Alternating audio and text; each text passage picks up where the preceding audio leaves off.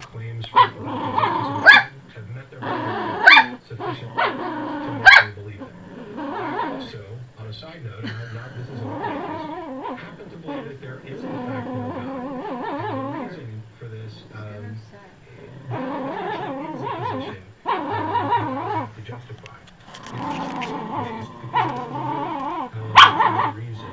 I don't know the reason, but to justify negative in general rhetorical terms. Yes, and that's the thing. I'm not claiming this to an absolute certainty. What's the matter, lizard?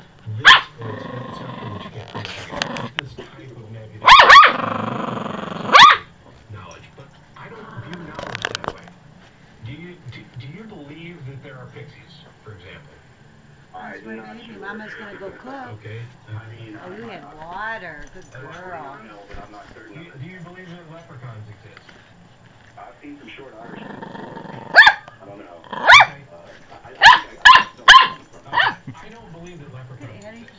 And I would, under any conventional day-to-day colloquial definition, say I know there's no such thing as leprechauns. Who are you yelling at? What? What?